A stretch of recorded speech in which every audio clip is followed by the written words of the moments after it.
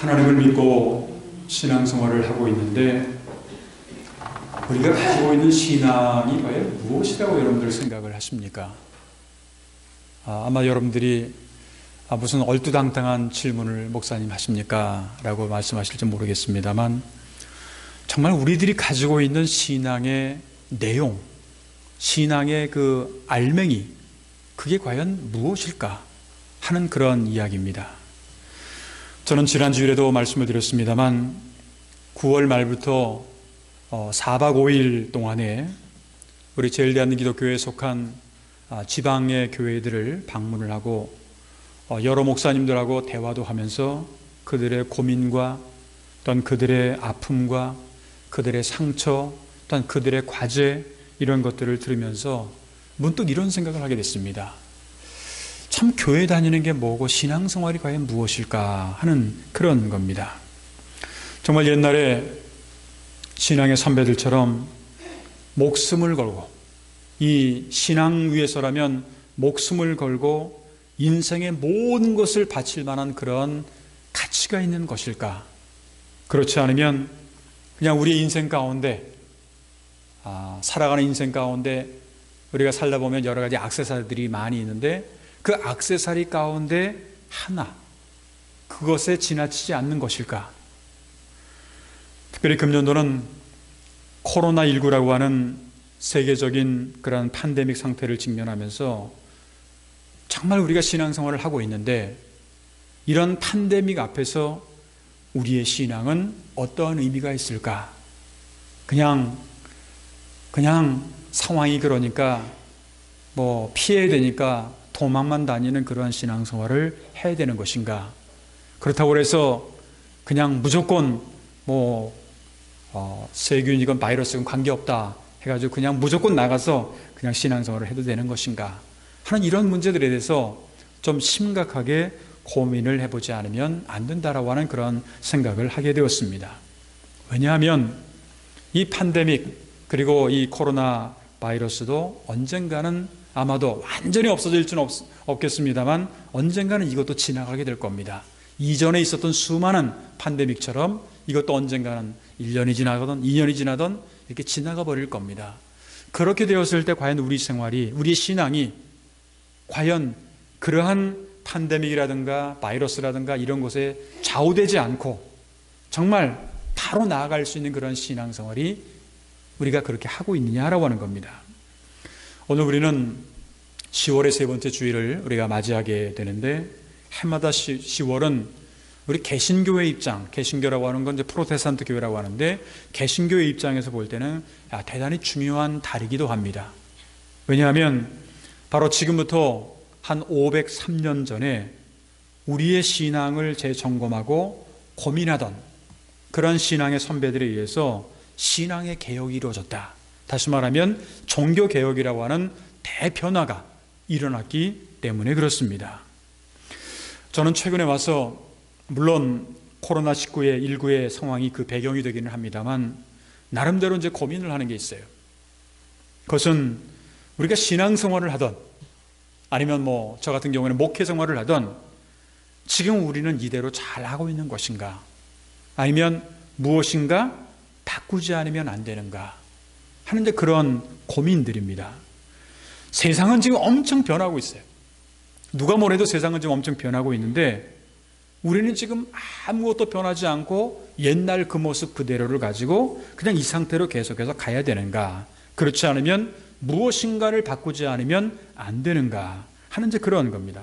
무엇인가 바꾸지 않으면 안 된다라고 하는 말은 다른 말로 표현하면 개혁하지 않으면 안 되는가? 하는 그런 뜻이기도 합니다. 저는 이 코로나 상황을 거의 10개월 이상을 직면을 하면서 우리의 신앙도 변화되지 않으면 안 된다. 그냥 시대의 흐름에, 세상의 흐름에 좌우되는 그러한 신앙이 아닌 우리의 신앙도 뭔가 변화되지 않으면 안 된다라고 하는 것을 알게 되었습니다. 예레미야 선지자는 예레미야 4장 3절에서 이렇게 말씀을 하고 있습니다. 여호와께서 유다와 예루살렘 사람에게 이와 같이 이르니라. 너희 묵은 땅을 갈고 가시덤불에 파종하지 말라. 여기서 너희의 묵은 땅을 갈라고 말씀을 하고 하는데 묵은 땅을 갈라는 말이 무슨 말이에요? 이거는 개척하라는 얘기입니다. 일본어 성경은 이걸 개척하라고 표현을 하고 있는데, 개척이라는 게 뭐예요? 아무것도 없는 상황에서 새롭게 만들어 가야 된다라고 하는 이제 그러한 것인데, 이것은 다른 말로 표현하면 항상 우리는 변화되고 개혁되어야 된다라고 하는 것을 의미합니다. 프로테스탄트 교회, 개신교회라고 하는 거는요, 다른 말로 표현하면 개혁교회라는 말이에요. 개혁을 늘 하가는 교회를 의미한다고 볼 수가 있습니다. 또한 로마서 12장 2절에서 사도 바울은 이렇게 말합니다. 너희는 이 세대를 본받지 말고 오직 마음을 새롭게 함으로 변화를 받아 하나님의 선하시고 기뻐하시고 온전하신 뜻이 무엇인지 분별하도록 하라. 변화를 받으라 했어요. 마음을 새롭게 하라고 했습니다. 보통 우리가 종교개혁하게 되면 1517년 10월 31일 마틴 루터가 비텐베르크 성당에서 당시에 이제 로마 카톨릭의 잘못된 점들, 개혁해야 될 점들, 이것을 95개 조항을 그렇게 그 대학의 게시판에다가 붙이면서 일어났던 그런 종교개혁, 쉽게 말하면 중세의 종교개혁만을 우리는 상상을 하고 생각을 하게 됩니다. 그러나 성경이라든가 아니면 기독교 역사를 볼 때 종교개혁이라고 하는 것은 그 이전에도 그 이후에도 많이 일어났던 것을 알 수가 있습니다. 오늘 조금 전에 우리가 함께 읽었던 성경 본문의 말씀, 이것은 구약시대인 남유대의 왕이었던 요시야라고 하는 사람이 종교개혁을 하는 그러한 장면입니다. 요시야 왕은 이제 성전을 수리하는 그러한 과정에서 책을 하나 발견을 해요. 그 책이 뭐냐? 율법책이라고 하는 겁니다. 그래서 그 율법책을 통해서 유대 백성들의 신앙을 개혁하고 그들을 다시 세우가는 그러한 그 모습이 오늘 성경 말씀에 나오는 내용들입니다. 요시야가 왕으로 등극을 했을 때, 즉위를 했을 때 당시 유대라고 하는 나라는 종교적으로 굉장히 타락을 해 있었습니다. 우상이 만연해 있었습니다. 성전은 회파되어 있었습니다. 백성들은 하나님보다는 우상을 섬기고 여러 우상들을 따라가는 그러한 일에 전념했습니다. 그러한 상황 속에서 이 요시야는 유대 백성들이 하나님 앞에서 온전히 서도록 그들의 신앙을 개혁하는 그런 그 모습을 볼 수가 있습니다. 그러면 이 오늘 성경 말씀에 유다야라고, 이 유대의 그 요시야 왕이 일으켰던 신앙의 개혁이라고 하는 것이 도대체 어떠한 것이었을까? 오늘은 개신교가 태어나게 된 종교개혁, 중세 종교개혁의 달 10월의 세 번째 주일을 맞이하고 다음 주일은 우리가 종교개혁 주일을 맞이하게 됩니다만, 오늘날 신앙생활을 하고 있는 우리 자신들이 변화되고 회복되어야 될 그러한 신앙의 모습에 대해서 함께 생각을 해보면서 오늘은 개혁하는 신앙이다 라고 하는 그런 제목으로 말씀을 드리도록 하겠습니다. 그러면 오늘 성경 말씀을 통해서 구약시대이긴 합니다만 성경 말씀을 통해서 우리에게 필요한 개혁하는 신앙이라고 하는 것은 구체적으로 어떠한 것일까? 오늘 성경은 우리에게 어떠한 말씀을 해주고 계실까? 몇 가지로 나눠서 말씀드린다고 한다면, 먼저 첫 번째로는 개혁하는 신앙이라고 하는 것은 하나님의 말씀을 재발견하는 것으로부터 시작이 된다라고 하는 겁니다. 하나님의 말씀을 재발견하는 것이다. 오늘 성경 말씀 14절을 보게 되면, 무리가 여호와의 전에 헌금한 돈을 꺼낼 때 제사장 hil기야가 모세에 전한 여호와의 율법책을 발견하고, 이런 말이 나오죠. 유대 역대 왕들은 하나님의 선택받은 민족, 하나님이 세우신 그러한 민족임에도 불구하고 그럼 하나님의 말씀대로 따라야 되는데 이 율법책이 어디에 있는지조차 그들은 알지 못했다라고 하는 겁니다. 제사장들조차도 하나님의 말씀을 인도하고 그리고 예배를 주관하고 하는 제사장들조차도 그것이 어디에 보관되어 있는지조차도 몰랐어요. 그러다가 새롭게 발견되어서 요시야 왕에게 보고가 되었다라고 하는 겁니다. 이것은 당시의 유대 민족이 얼마나 하나님의 말씀과 떨어져 있다라고 하는 것을 단편적으로 보여주는 그러한 내용이라고 볼 수가 있습니다. 율법책이 어디에 있는지조차 알지 못했던 그러한 저들의 신앙의 모습은요, 당연히 침체할 수밖에 없었고 그 결과 그들은 날마다 우상 숭배에 빠질 수밖에 없었다라고 하는 겁니다. 어떻게 보면요, 성경이 많이 있다고 하더라도 말씀을 읽지 않고 보지 않는다라고 하는 것은요, 당시 유대 민족의 상황과 거의 비슷하다고 볼 수가 있습니다. 여러분들은 지금 우리가 교회에서 매주마다 주보에다가 뒤에 보게 되면 일주일 동안에 하루하루 어떤 성경을 읽어야 된다 하는 거를 그렇게 계속해서 지금 주보의 뒷면에다 게재를 하고 있습니다. 이 주간에는 여기서부터 여기까지는 성경을 좀 읽어라 해가지고 1년 동안을 우리가 생각을 하면서 이렇게 여러분들에게 그렇게 하고 있는데, 그거 그렇게 해놔봤자 안 읽으면 아무런 의미가 없는 거예요. 성경이 아무리 많이 있어야 뭐합니까? 안 읽으면 내게 아닌데. 답이 많이 있어야 뭐예요? 안 먹는데 내가. 그러니까 하나님의 말씀이 찾는 것도 중요하지만 옆에 있다고 하더라도 그거를 내 것으로 하지 않으면 나는 그 말씀하고 떨어져 있는 생활을 할 수밖에 없다라고 하는 겁니다. 사도 베드로는 베드로전서 1장 23절에 이런 말씀을 합니다. 너희가 거듭난 것은 썩어질 씨로 된 것이 아니요 썩지 아니할 씨로 된 것이 살아있고 항상 있는 하나님의 말씀으로 되었느니라. 우리가 거듭난 것은 우리가 잘나서 된 게 아니라 하나님의 말씀으로 우리가 이렇게 거듭나게 되었다라고 하는 그런 얘기입니다. 다시 말하면 말씀이 없이는 우리가 거듭날 수도 없고 진정한 믿음을 얻을 수도 없고 영적인 각성이나 아니면 변화가 일어날 수가 없다라고 하는 그런 얘기입니다. 하나님의 말씀인 성경을 우리가 새롭게 발견하지 못하면 아무리 은혜를 사모하고 아무리 기도를 하고 아무리 영적으로 충만한 생활을 원할지라도 그렇게 그것을 이룰 수가 없다는 얘기입니다. 진정으로 우리가 변화된 생활을 원한다면 잃었던 성경 말씀을 되찾아야만 합니다. 다시 말하면 말씀으로 돌아가는 운동을 우리가 해야 된다고 하는 겁니다. 아마도 여러분들이 이 코로나의 상황 때문에 이제 방콕이라 해가지고 집에만 방에 계속 있다라고 하는 그런 말을 하면서 밖에는 나가지 말라.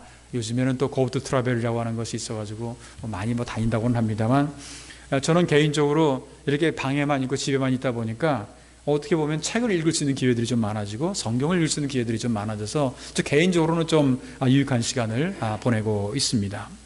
마틴 루터가 외쳤던 종교개혁의 원리 중에서 성서로만이라고 하는 것이 있었어요. 솔라 스크립투라라고 하는 그런 유명한 캐치플레이즈가 있습니다. 이게 뭐냐? 성경으로 돌아오자, 말씀으로 돌아오자라고 하는 그러한 운동인 겁니다.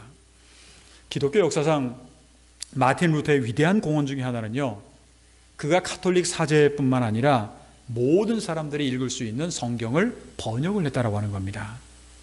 1517년 당시 중세 독일에서 종교개혁의 중심이 되었던 이 마틴 루터는요, 1521년, 그러니까 그 95개 조항을 성당에다 달고 나서 그 이후에 여러 가지 과정들이 있었는데 한 4년 후인 1521년에 신성 로마 제국의 범법자로서, 범죄인으로서 이 보름스라고 하는 데서 종교 재판을 받게 되는데, 그래서 당시 교황청으로부터 출교를 당합니다. 너는 신부가 아니야, 너는 성직자가 아니야 해가지고 출교를 그렇게 당합니다. 그렇게 하다가 여기저기 잡히게 되고 막 이렇게 하는데 여러 가지 우여곡절 끝에 하는 수 없이 그가 어디에 도망을 해서 숨게 됩니다. 그 바르트부르크 성이라고 하는 것에 피신을 하게 되는데, 한번 사진 한번 떼주겠어요?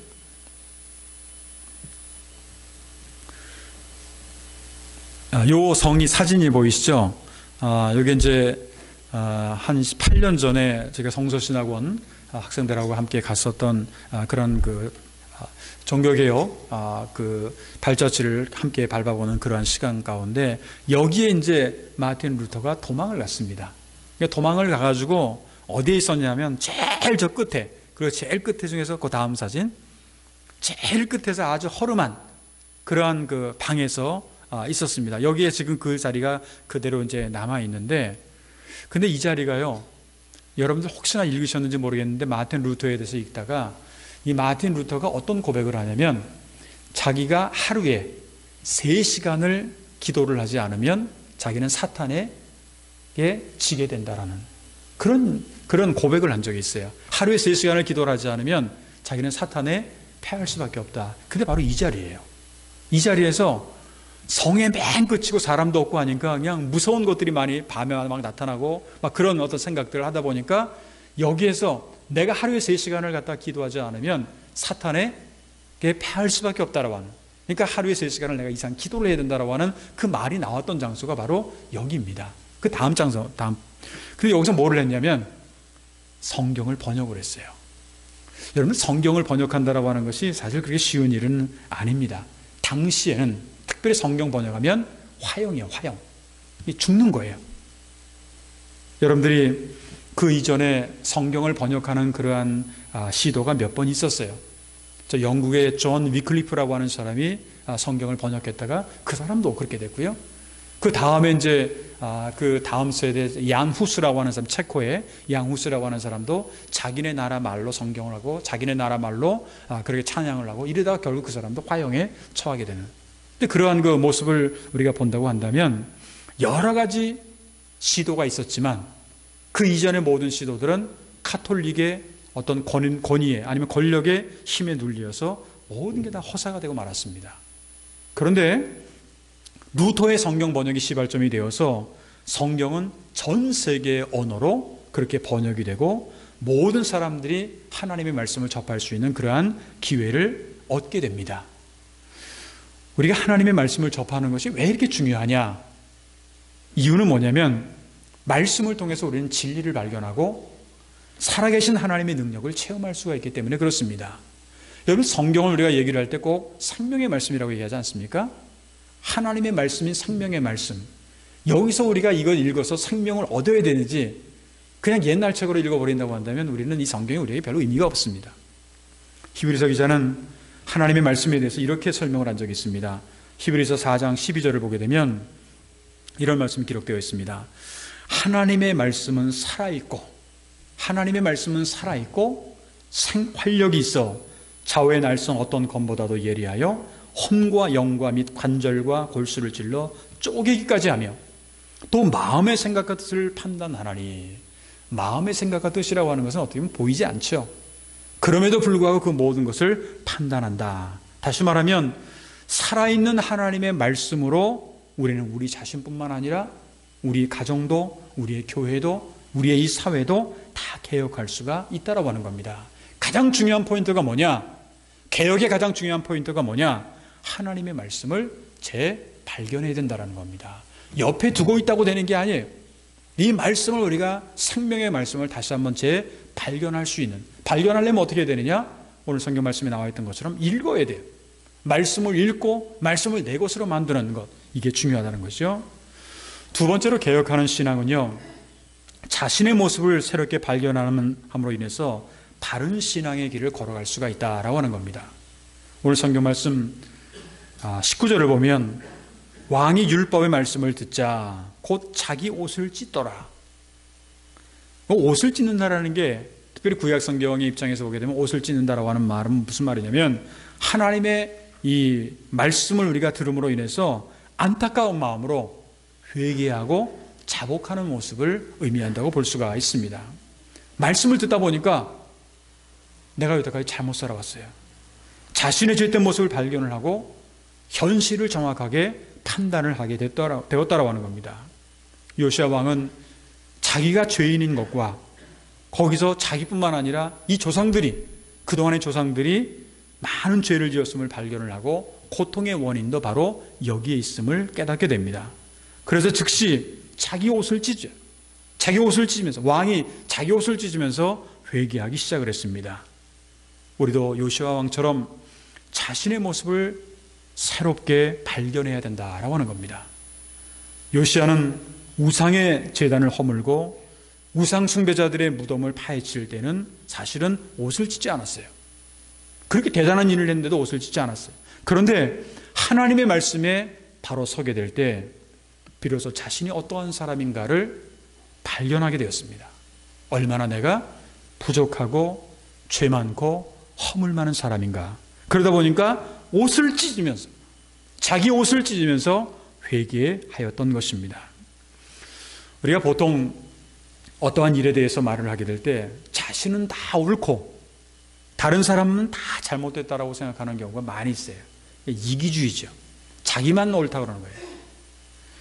그리고 어떤 사람은요, 뭐 그게 아니라면 그냥 환경이 나빠서, 조건이 나빠서 그런 식으로 변명만 하는 사람들도 많이 있습니다. 그러나 우리가 분명히 깨닫지 않으면 안 되는 것은요, 문제는 타인이나 환경이 아니라 바로 내 자신이 문제가 있다는 겁니다.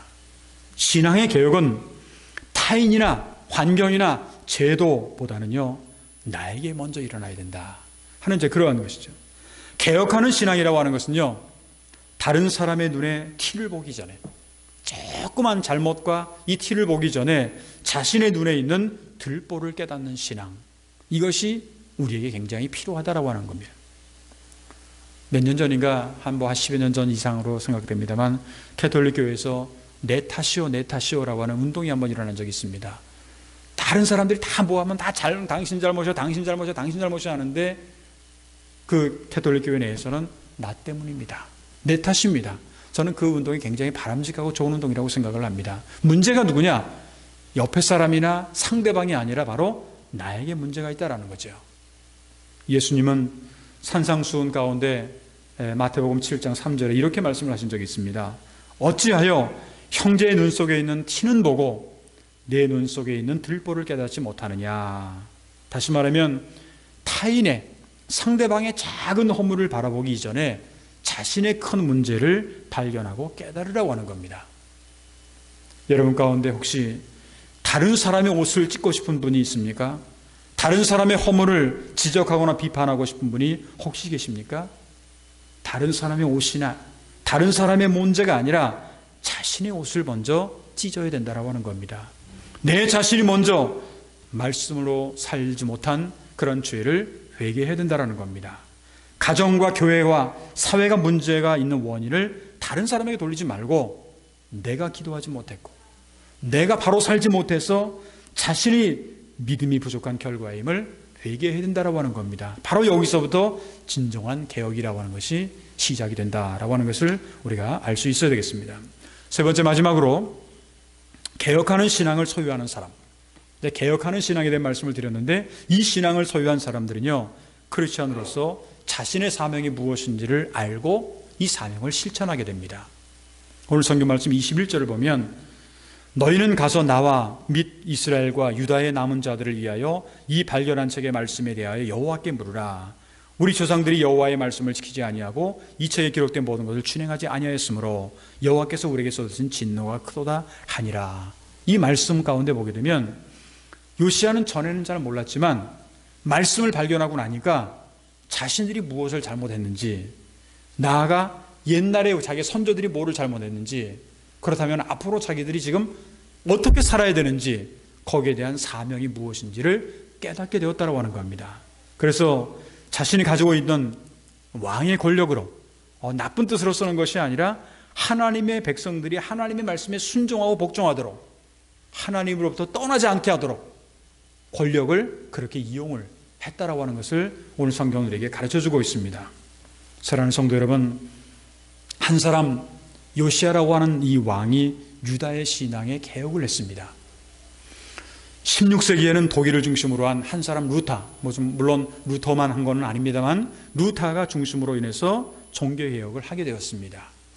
바로 이렇게 한 사람이 사명을 감당하는 것 때문에 가정이나 교회나 사회나 혹은 이 세상이 세워질 수가 있었다고 하는 겁니다. 중요한 것은 한 사람입니다. 여러분들이 아마 예레미야서인가요? 5장에 보게 되면 왜 예루살렘 성이 망할 수밖에 없었습니까? 결국 한 사람 의인이 없었다라고 하는 겁니다. 한 사람이 바로 하면 사회는, 세상은 살게 되어 있습니다. 우리는 다음 주일 종교개혁 503주년을 우리가 맞이하게 됩니다. 우리가 하나님의 말씀을 재발견함으로 자신의 신앙을 개혁을 하고 개혁하는 신앙을 우리가 소유할 수 있어야 되겠습니다. 그냥 지금까지 가져왔던 신앙을 계속해서 유지해가는 것이 아니라 날마다 새롭게 자기를 개혁하는 그러한 신앙을 소유해야 된다는 겁니다. 말씀 앞에서 다른 사람의 옷을 찢거나 비판하는 것이 아니라 자신의 옷을 찢는 회개를 신앙개혁의 태도로 우리가 삼아야 되겠다라고 하는 겁니다. 그리고 마땅히 우리가 앞으로 어떠한 사명을 감당해야 되는지 그것을 우리가 재발견함으로 개혁의 목적을 구체적으로 이뤄나가는 삶, 이것이 주변의 어떤 사람에 의해서가 아니라 우리 자신들이 그러한 한 사람 한 사람이 그러한 역할들을 해나가야 되겠다라고 하는 그러한 것입니다.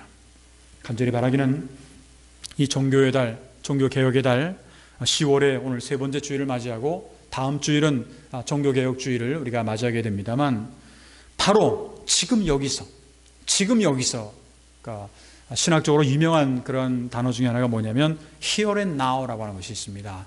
여기서, 지금 여기서 우리 자기 각각 개개인들이 정말 필요한 그런 신앙의 개혁을 우리가 시작함으로 인해서 날마다 우리가 개혁하는 그러한 신앙생활을 통해서 하나님의 놀라운 은혜와 하나님의 놀라운 능력을 매 순간순간마다 체험해 나갈 수 있는 그러한 저와 여러분들의 앞으로의 신앙생활이 되시기를 주님의 이름으로 축원합니다. 기도하겠습니다.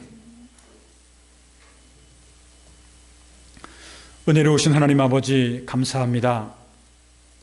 무더웠던 여름철도 다 지나가고 이제는 아침 저녁으로 제법 쌀쌀하고 그리고 결실의 계절이라고 할 수 있는 이 10월을 저희들이 맞이했습니다. 특별히 이 10월달은 우리 개신교회 입장에서는 대단히 중요한 그러한 달이기도 합니다.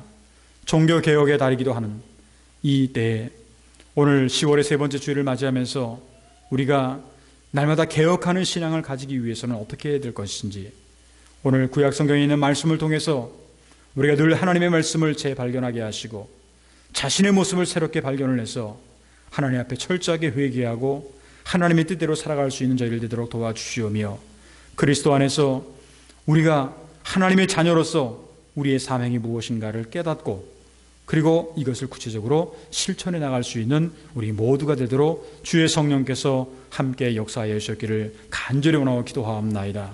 다음 주일은 금년도 종교개혁주일을 맞이하게 됩니다. 하나님, 우리의 신앙 이대로 괜찮습니까?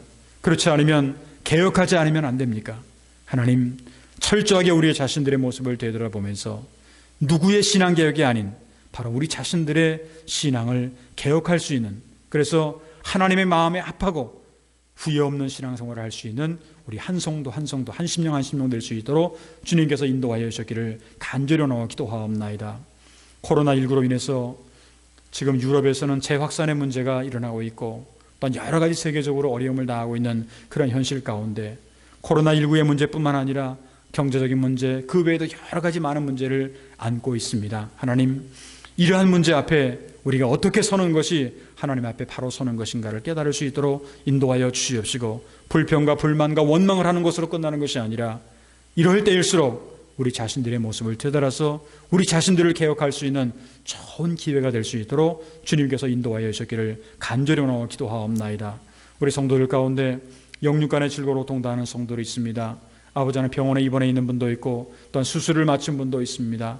여러 가지 형편 가운데 살아가는 성도들 한 분 한 분 그들의 형편과 사정을 하나님은 아시오니 붙들어 주시옵시고, 날마다 하나님의 은혜 가운데 치유의 손길과 또한 구원의 은총이 저희들 모든 성도들 가운데 날마다 넘쳐날 수 있도록 도와주시옵소서. 힘들고 어려울 때마다 하나님을 바라보게 될 때 하나님이 주시는 그러한 귀한 능력을 통해서 이 어려움과 이 고통과 이 슬픔을 우리가 믿음으로 이겨나갈 수 있는 우리 모두가 될 수 있도록 주의 성령께서 함께 역사하여 주시옵소서. 특별히 결실의 계절 이 가을에 우리의 생활 속에서 날마다 풍성하고 좋은 열매를, 보이는 열매뿐만 아니라 보이지 않는 열매, 여러 가지 열매들을 우리가 맺어나갈 수 있는, 무엇보다도 신앙의 열매를 많이 맺어나갈 수 있는 우리 모든 성도들 될 수 있는